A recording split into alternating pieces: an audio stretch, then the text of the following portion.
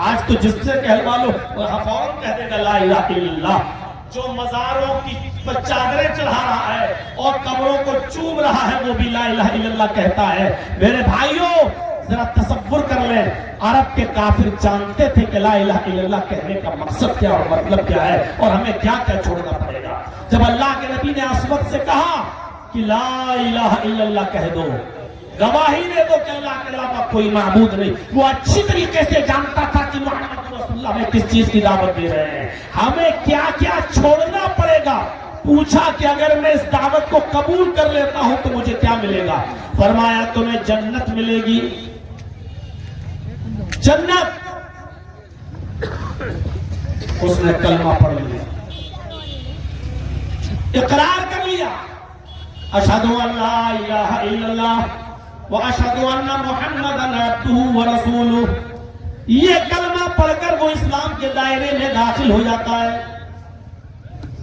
اس نے کہا اللہ کے نبی اب کوئی کام بتائیے، اب میں یہ کام نہیں کروں گا یہودیوں کی بکریاں چراؤں، ٹھیک ہے اب مجھے کوئی کام بتاؤ۔ آپ نے فرمایا کوئی نماز کا وقت نہیں تھا کہ آپ اس سے کہتے کہ نماز پڑھو، رمضان کا مہینہ بھی نہیں تھا کہ آپ اس سے کہتے روزہ رکھو، حج کا سیزن بھی نہیں تھا کہ آپ اس سے کہتے حج کرو۔ آپ نے کہا ہمارے صحابہ محاذ پر ہیں، جہاد کر رہے ہیں، کافروں سے لڑ رہے ہیں، تم بھی جہاد میں شامل ہو جاؤ، اگر زندہ بچ کر آ گئے تو غازی کہلاؤ گے اور اگر قتل کر دیے گئے مارے گئے تو شہید کہلاؤ گے۔ اس نے کہا اللہ کے نبی میں جنگ میں جانے کے لیے تیار ہوں، جہاد میں شامل ہونے کے لیے تیار ہوں، لیکن یہ ہمارے پاس بکریاں ہیں، ان بکریوں کا کیا کروں جو میں یہودیوں کی چراتا ہوں۔ آپ نے فرمایا ان بکریوں کو جب تک ان کے مالک کے حوالے نہیں کرو گے تب تک تم جہاد میں شامل نہیں ہو سکتے ہیں۔ لوگوں کی امانتوں کو ان کے حوالے کرنا ضروری ہے۔ دیکھ رہے ہیں لا الہ الا اللہ پڑھ لیا اس نے، جہاد ہو رہا ہے، لیکن اللہ کے نبی کہہ رہے ہیں کہ پہلے جن کی بکریاں ہیں ان کی بکریوں کو ان کے مالکوں کے حوالے کر دو۔ کتنا بڑا میسج چھپا ہے۔ اگر آپ نے امانت میں خیانت کری، بکریاں یہی چھوڑ گئے چلے گئے میدان جہاد میں اور قتل کر دیے گئے تو وہاں شہادت بھی کوئی کام نہیں آئے گی۔ کیوں؟ کیونکہ یہ کلنک تمہارے اوپر رہے گا، کیونکہ تمہارے پاس لوگوں کی امانتیں موجود ہیں۔ کہا اللہ کے نبی ہم ان بکریوں کو گیٹ تک، دروازے تک، شہر کے دروازے تک چھوڑ دیتا تھا روزانہ، اور وہاں سے یہ بکریاں اپنے اپنے گھروں میں چلی جاتی ہیں۔ ہر آدمی کے گھر بکری کو چھوڑنا میری ذمہ داری نہیں ہے، میں اس شہر کے دروازے تک بکریوں کو چھوڑ دیتا ہوں اور بکریاں وہاں سے اپنے اپنے گھر خود ہی چلی جاتی ہیں۔ اللہ کے نبی نے فرمایا تم بکریوں کو جس دروازے پر چھوڑتے تھے اسی دروازے پر پہلے چھوڑ کر آؤ، اس کے بعد میں تم جہاد میں شامل ہو جاؤ۔ وہ شخص جاتا ہے اور بکریوں کو اس دروازے تک چھوڑ دیتا ہے شہر کے جہاں وہ چھوڑا کرتا تھا۔ اس نے بکریوں کو وہاں چھوڑ دیا اور چھوڑنے کے بعد وہ آتا ہے اور اللہ کے نبی سے پرمیشن لیتا اور سیدھے جہاد میں شامل ہو جاتا ہے۔ لڑتا ہے، اتنا لڑتا ہے کہ کئی کافروں کو واسطے جہنم کرتا ہے اور اس کے بعد میں خود اس کی گردن پر تلوار چل جاتی ہے اور یہ شخص خود بھی شہید ہو جاتا ہے۔ یہی اسود خود شہید ہو جاتا ہے۔ اللہ کے نبی صحابہ کرام کو پتہ ہی نہیں کہ یہ کون ہے، آیا اچانک جنگ میں شامل ہوا، لڑا، کافروں میں گھس گیا، ہماری طرف سے لڑ رہا ہے لیکن پتہ نہیں، کیونکہ آج ہی تو اسلام لایا ہے، ابھی تو اس نے کلمہ پڑھا ہے لا الہ الا اللہ، ہم تو جانتے ہی نہیں یہ کون ہے۔ لڑتا ہے لیکن ساتھ دے رہا ہے، کافروں کو مار رہا ہے۔ جب اس کی شہادت ہو گئی تو بتایا گیا اللہ کے نبی جناب محمد رسول اللہ صلی اللہ علیہ وسلم کو کہ ایک اجنبی شخص پڑا ہوا ہے، قتل کر دیا گیا ہے۔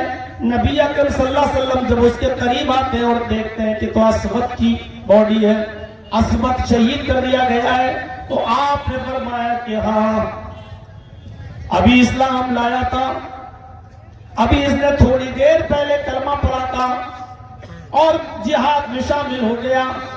میرے بھائیو، اللہ کے نبی صلی اللہ علیہ وسلم نے فرمایا یہ وہ شخص ہے جس نے ایک بھی وقت کی نماز نہیں پڑھی، ایک بھی روزہ نہیں رکھا، ایک بھی حج نہیں کیا، کوئی نیکی نہیں کی. غور کرو، اسلام لایا، جہاد میں شامل ہو گیا، قتل کر دیا گیا. اللہ کے نبی صلی اللہ علیہ وسلم فرماتے ہیں یہ جنتی ہے، یہ جنتی ہے.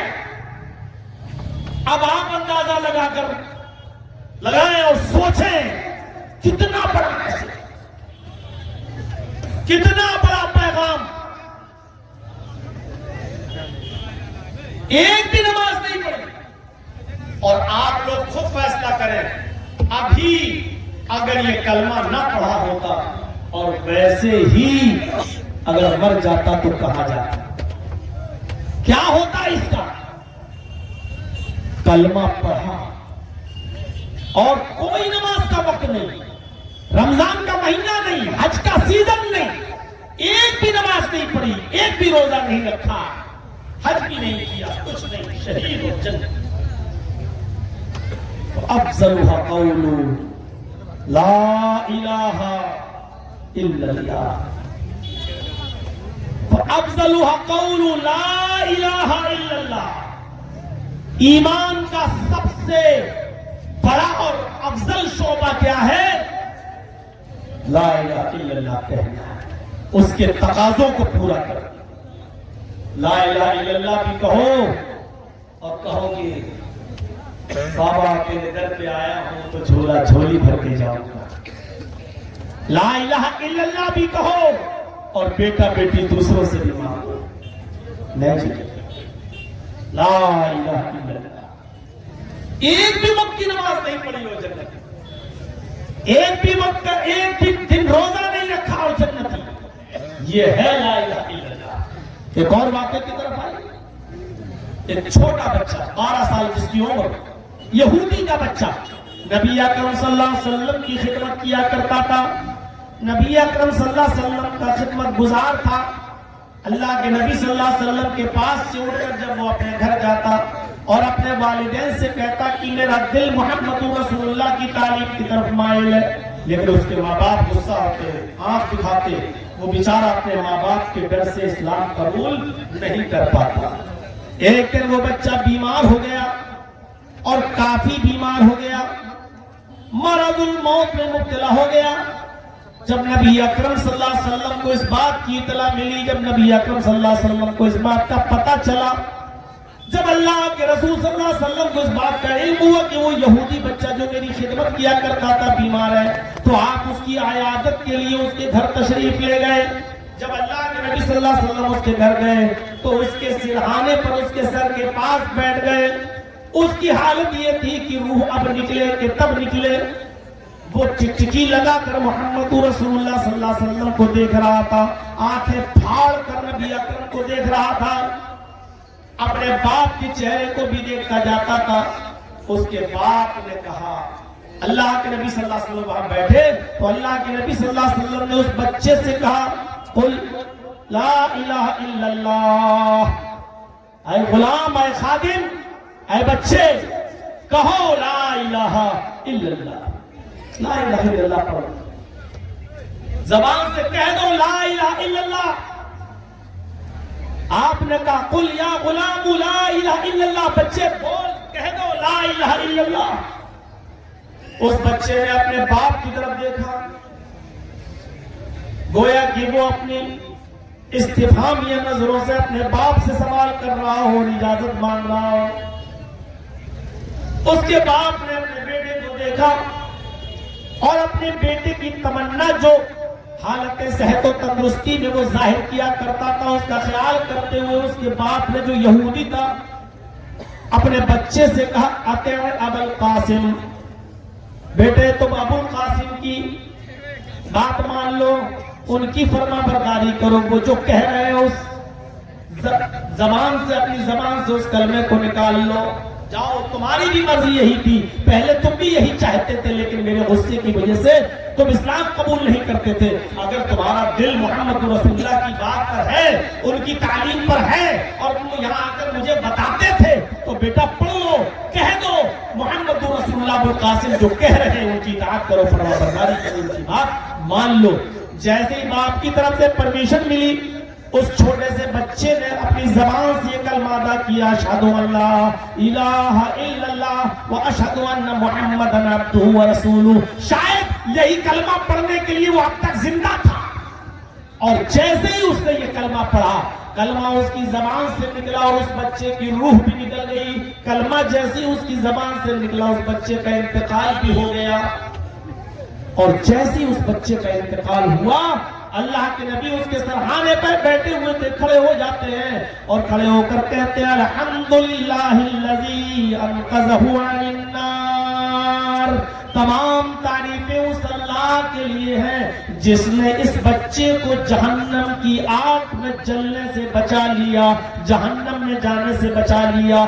تمام تعریفیں اس اللہ کے لیے جس نے اس بچے کو جہنم کی آگ سے بچا لیا, نجات عطا فرمائی. میرے بھائیوں غور کرو, مرض الموت میں مبتلا تھا, کلمہ اگر نہیں پڑھتا تو وہ کہاں جاتا, اور جیسے ہی کلمہ پڑھا, ایک بھی نماز نہیں, ایک بھی روزہ نہیں, کلمہ زبان سے ادا ہوا, روح نکل گئی. اور اللہ کے نبی اس کے لیے کیا کہہ رہے ہیں, الحمدللہ الذی انقذہ عن النار. تمام تعریفیں اس اللہ کے لیے ہے جس نے اس کو دوزخ کی جہنم کی آگ سے بچایا. ہم کہاں لا الہ الا اللہ کہ تقاضے معلوم کرو کیا ہے, کیا چاہتا ہے یہ کلمہ ہم سے, کس چیز کا مطالبہ کرتا ہے یہ کلمہ ہم سے.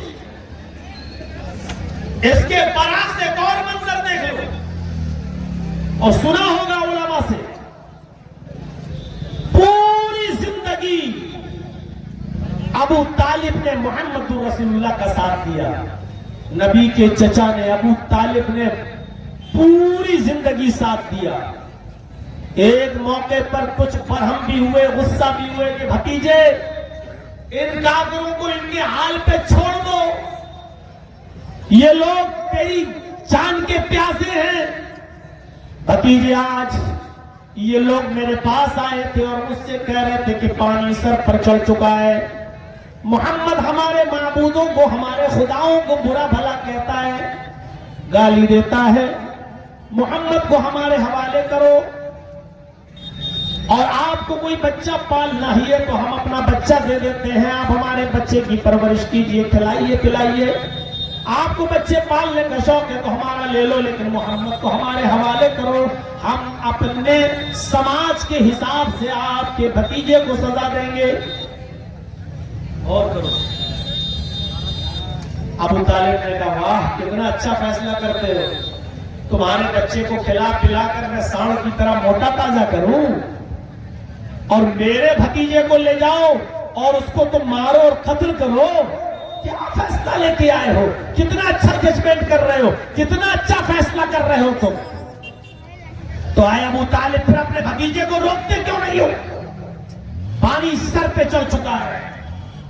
جب یہ کافرین مکہ وہاں سے چلے جاتے ہیں تو اللہ کے نبی صلی اللہ علیہ وسلم کو بلایا جاتا ہے. جب یہ کافر وہاں سے چلے جاتے ہیں تو ابو طالب اپنے بھتیجے کو بلاتے ہیں اور محمد رسول اللہ صلی اللہ علیہ وسلم سے بہت شائستگی کے ساتھ گفتگو کرتے ہیں اور کہتے ہیں کہ بھتیجے میرے اوپر اتنا بوجھ نہ ڈالو کہ میں برداشت نہ کر سکوں, میرے اوپر اتنی ذمہ داری نہ ڈالو کہ میں برداشت نہ کر سکوں.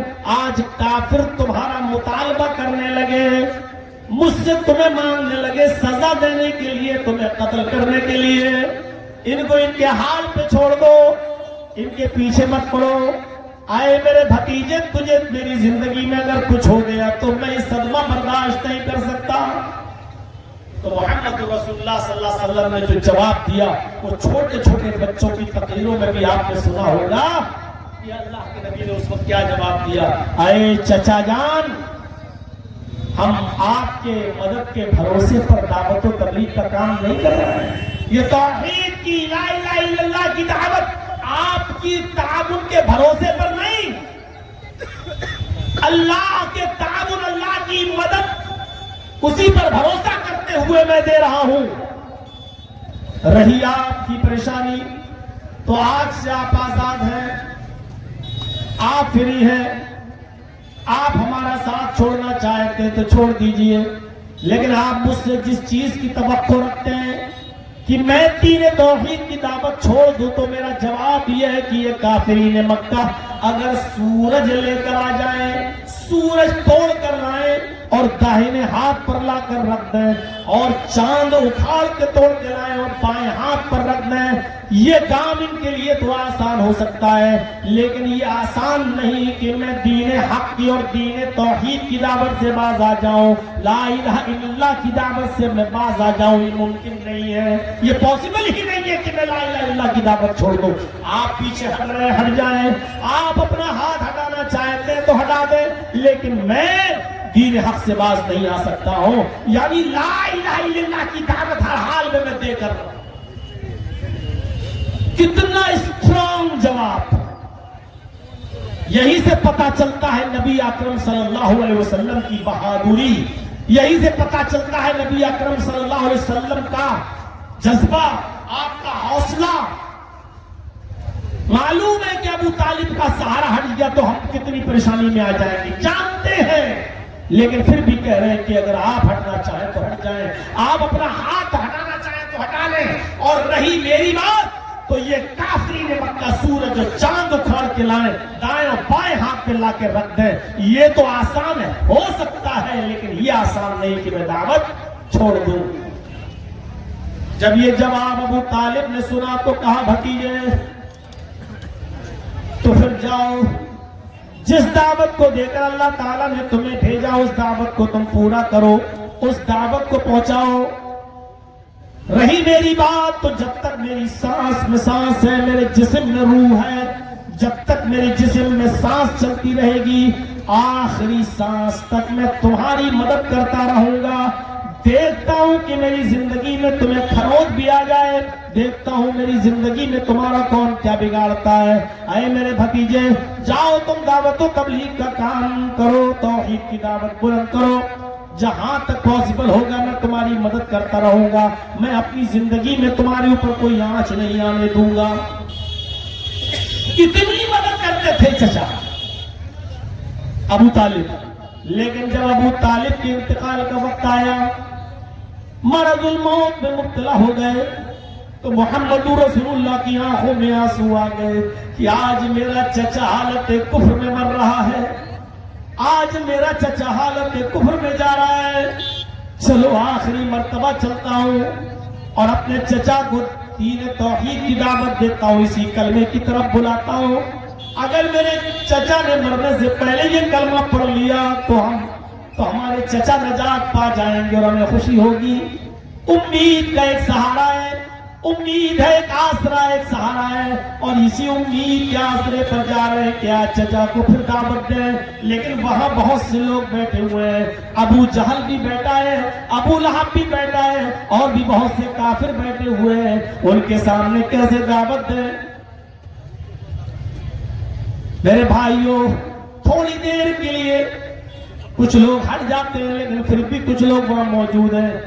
اللہ کے نبی جناب محمد رسول اللہ صلی اللہ علیہ وسلم اپنے چچا کے کان میں کہتے ہیں, اے میرے چچا, آپ کا بھتیجا آج آپ کے پاس آپ کی اس کنڈیشن میں, آپ کی اس حالت میں ایک ہی امید لے کر آیا ہے.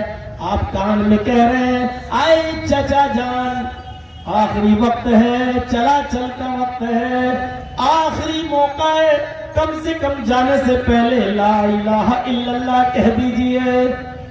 قل لا الہ الا اللہ فی اذنی. اے میرے چچا, آپ زور سے نہیں کہہ سکتے, مت کہیے, سب کے سامنے نہیں کہہ سکتے, مت کہیے. اے میرے چچا, میرے کان میں کہہ دو, کسی کو پتہ نہیں چلے گا, میں بھی نہیں بتاؤں گا. صرف میرے کان میں بھی اگر آپ نے کہہ دیا تو میں گواہ بن جاؤں گا, اور قیامت کے دن اللہ سے آپ کی شفاعت کراؤں گا, اللہ سے آپ کی سفارش کروں گا. اللہ رب العالمین کے سامنے مجھے موقع مل جائے گا آپ کے حق میں سفارش کرنے کا, شفاعت کرنے کا.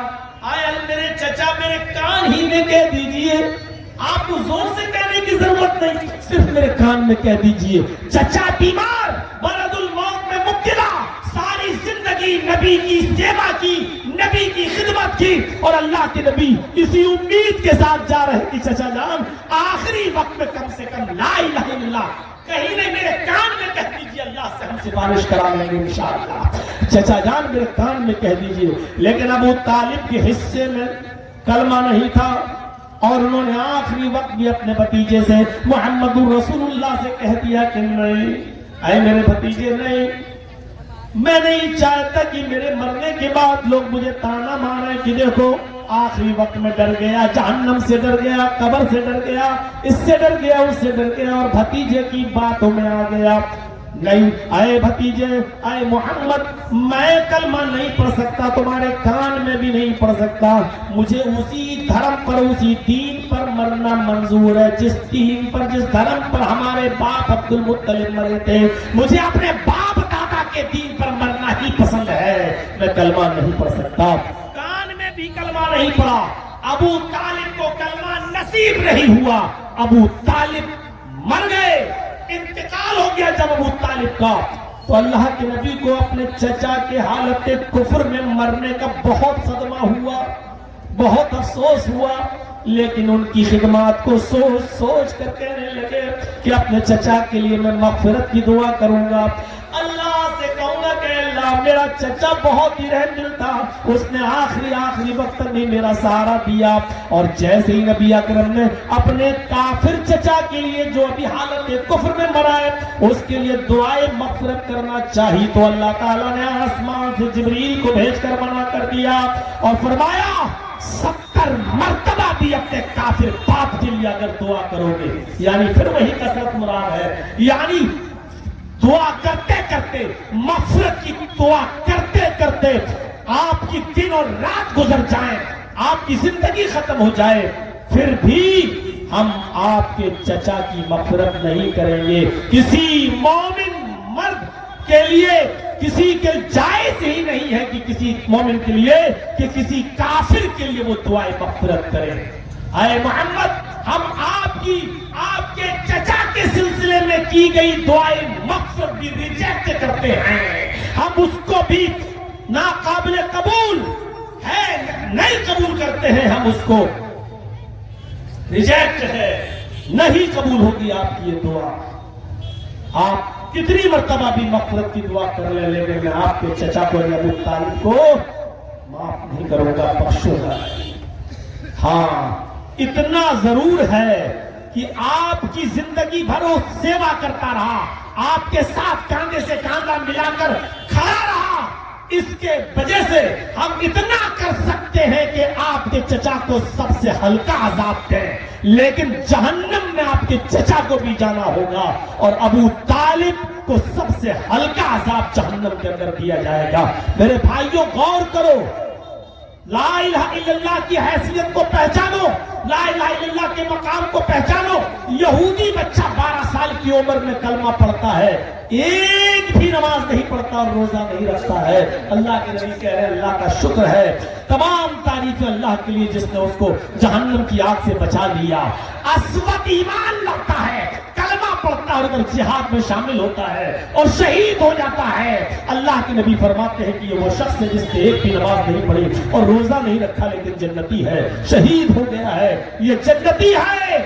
ایک طرف کلمہ پڑھنے کی بنیاد پر وہ لوگ جنت کے مستحق ہو گئے جنہوں نے ایک بھی نماز نہیں پڑھی، اور ایک طرف وہ شخصیت ہے جس نے پوری زندگی نبی کا ساتھ دیا، جس نے پوری زندگی نبی اکرم کے کاندھے سے کاندھا ملا کر چلتا رہا، نبی اکرم کے اوپر آنے والے ہر تیر، ہر تلوار کو جھیلا اور اس کا جواب دیا اور کھڑا رہا نبی اکرم کی مدد کے لیے، لیکن حالت کفر میں مرتا ہے، کلمہ پڑھے بغیر مرتا ہے، تو ایسا شخص بھی جہنم کا حقدار بنتا ہے۔ تو یہاں سے آپ سمجھیے لا الہ الا اللہ کی حیثیت اور اس کا مقام اور اس کا درجہ کیا ہے۔ لا الہ الا اللہ کا معنی صرف یہی ہے کہ اللہ کے علاوہ کوئی معبود نہیں، اور جب معبود آپ نے مان لیا تو اس کا مطلب یہ ہے کہ اللہ کے علاوہ کوئی ہستی ایسی نہیں کہ جس کو پکارا جائے اپنی حاجت روائی کے لیے اور اپنی مشکل کشائی کے لیے. اور جب پکارو اس کو تو یہ عقیدہ بھی نہیں ہونا چاہیے کہ اس کو ضرورت ہے شرکا کی، اس کو ضرورت ہے سفارشیوں کی. ہم ان کے ذریعے اللہ تک اپنی آواز کو پہنچائیں اور اپنی دعاؤں کو پہنچائیں. میرے بھائیو، یہ عقیدہ توحید کے منافی ہے. اللہ کو کسی وسیلے کی ضرورت نہیں ہے. ان اللہ سمیع بصیر، وہ بہت ہی زیادہ سننے والا اور بہت ہی زیادہ دیکھنے والا ہے. ہم اور آپ کیا سنیں گے؟ ہماری اور آپ کی قوت سماعت و بصارت کیا ہے؟ جلجیت صاحب کو صرف یہ لوگ دکھائی دے رہے ہیں جو یہاں بیٹھے ہیں، اور اس سڑک کے پار جو گاڑیاں جا رہی ہیں اس کے پار اس طرف کیا ہے ہم کو نہیں دکھائی دے رہا ہے. ہم کو صرف آپ کی آواز سنائی دے رہی ہے، لیکن ہمارے پردے کے پیچھے 1 میل کی دوری پر کون رو رہا ہے، کون چیخ رہا ہے، چلا رہا ہے، اس کی آواز ہم تک نہیں آ رہی ہے. میرے بھائیوں، ذرا تصور کریے.